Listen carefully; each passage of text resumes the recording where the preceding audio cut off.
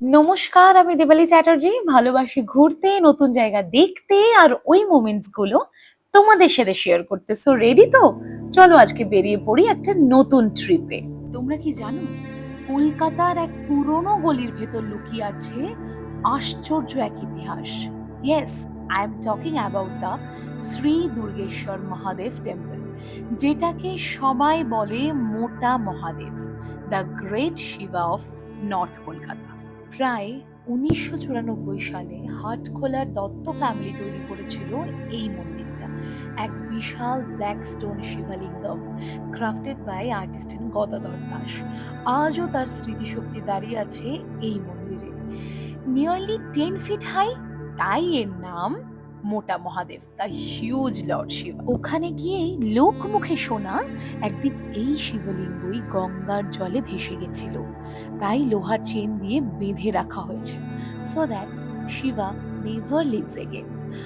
আজও আহিরি টলার শুকনো গলির ভিতরে এই মন্দিরটা দাঁড়িয়ে আছে সাইলেন্ট গার্ডেন হিসেবে।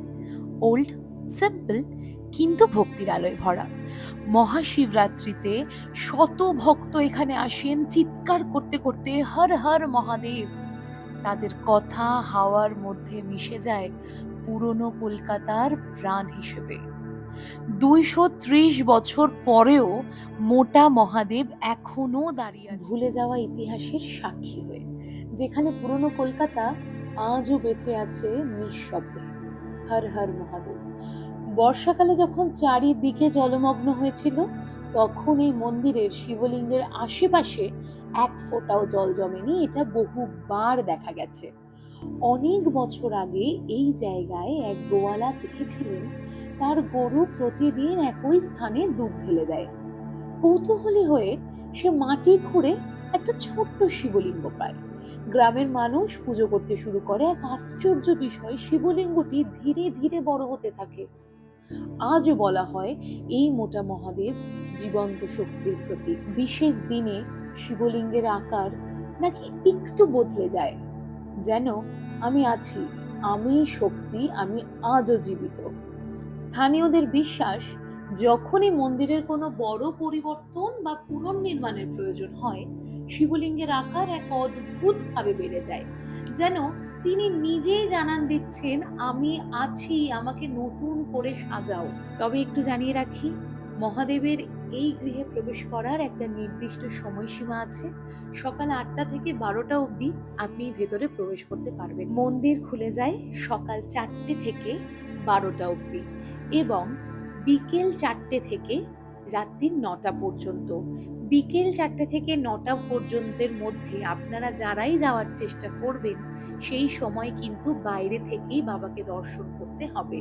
সকালবেলায় যদি যান, তাহলেই আপনি ভিতরে ঢুকে বাবার মাথায় দুধ দিয়ে স্নান করাতে পারবেন।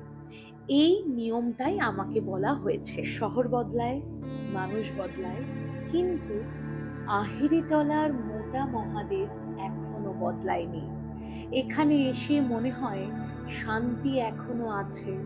ভোরের গঙ্গার ঘাটের হাওয়া, ভক্তির মধ্যে মিশে যাওয়া মহাদেবের নাম এখনো যেন সেই কথাই আমাদের কাছে বলে দেয়, আমি আছি, আমার শক্তি এখনো জীবিত।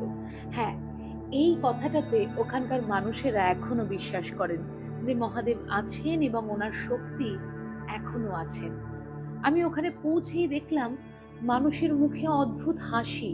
আমি জানি না আমি কতটা গুছিয়ে বলতে পারবো, তবে আমি ওখানে যাওয়া মাত্রই যে বাচ্চা মেয়েটিকে আপনাদের দেখালাম, তার সাথে বেশ কিছুক্ষণ কথা বলার পর আমাকে সে পরিষ্কার জানিয়ে দেয় মন্দিরের ভেতরে বিকেলে প্রবেশ করা একেবারেই নিষেধ।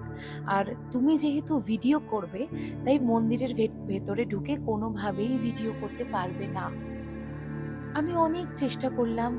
আমি ঠাকুরের মুখের দিকে তাকিয়ে খালি একটাই কথা বললাম, বাবা আমি তোমার কাছে এসছি, আমি নিজের কাজে এসছি, শুধু তোমাকে নিয়ে জানবো বলে এসছি, তুমি আমাকে এভাবে ফিরিয়ে দেবে? বিশ্বাস করুন, মনে মনে তখন অনেকটা কষ্ট পেয়েছিলাম যে ভেতরে ঢুকতে পারবো না, যা যা পড়ে এলাম, যা যা রিসার্চ করে এলাম তোমাকে নিয়ে, সেগুলো আমি সবাইকে দেখাতে পারবো না। এগুলো ভাবতে ভাবতেই আমি টুকিটাকি কিছু বাইরে থেকেই ভেতরকার ভিডিও বানাচ্ছিলাম। তখন সেই সময়কার যে সেবা করছেন, এই যাকে আপনারা দেখতে পাচ্ছেন, ইনি হঠাৎ করে এসে আমাকে বললেন, "তুমি ভেতরে এসো।" আমি বললাম, "ভেতরে যাবো?" বলল, "হ্যাঁ, ভেতরে এসো।" আমি বললাম যে, "ভিডিও করতে পারবো ভেতরে গিয়ে?" বলল, "তুমি ভেতরে আগে এসো।" আমি ভেতরে যাওয়া মাত্রই সে আমাকে বললেন, "তোমার যত ভিডিও করার তুমি এখানে বসে বা দাঁড়িয়ে করো।" বিশ্বাস করুন আমার মুখের যে হাসিটা, সেটা আমি জানি না যে আপনাদের এখন বলে বোঝাতে পারবো কিনা। তখন সে আমাকে বললেন, মানে যাকে আমি দেখালাম ভিডিওতে, আমাকে উনি বললেন, "বোঝা যায়। আমরা মানুষ এত দেখি রোজ প্রতিদিন, আমরা বুঝি যে কে কাজে আসে। তুমি না জেনেই এসেছো, কিন্তু কাজে এসেছো। তোমাকে এই সময় ফিরিয়ে দিলে আমি আজকে সেবা দিয়ে ওনাকে সন্তুষ্ট করতে পারতাম না। তুমি ভেতরে এসে ভিডিও বানাও।" বিশ্বাস করুন আমি খুব খুশি হয়েছি। আমি বারংবার প্রমাণ পেয়েছি ভগবানকে মন থেকে ডাকতে হবে। যেকোনো স্থানে, যেকোনো জায়গায়, যেকোনো রূপে ভগবান দেখা দিতে বাধ্য। উনি পাঠিয়েছেন আপনাকে এখানে, উনি আছেন তাই পাঠিয়েছেন। তবে আমি আপনাদের বলতে চাই, যদি একবার ভূতনাথ যান, এই মন্দিরটাতে অবশ্যই যাবেন। ভূতনাথের একদম অপোজিটেই রয়েছে মোটা মহাদেবের মন্দির। যাকেই জিজ্ঞেস করবেন তারাই দেখিয়ে দেবে। আর আমার এই ভিডিওটা আপনাদের কেমন লাগলো অবশ্যই জানাবেন। আরো নতুন নতুন হেরিটেজের গল্প নিয়ে আমি থাকছি আপনাদের সাথে, দেবালি চ্যাটার্জি। আমার এই ইউটিউব চ্যানেলটা প্লিজ সাবস্ক্রাইব করে দেবেন। একদমই যে ভয় করছিল না সেটা নয়, একটু একটু ভয় তো করছিলই, কিন্তু এই দরজাটা দিয়ে ভেতরে ঢোকার পর আর একটুও ভয় করলো না, বেশ ভালো লাগলো। আর বাকি অনেক কিছু জানলাম, অনেক কিছু শুনলাম, সেগুলো প্রত্যেকটাই আপনাদের সাথে শেয়ার করছি। তার আগে এখান থেকে ঠাকুরকে প্রণাম করে বেরোই। জায়গাটা কিন্তু খুব ভয়ের, সত্যি বলছি।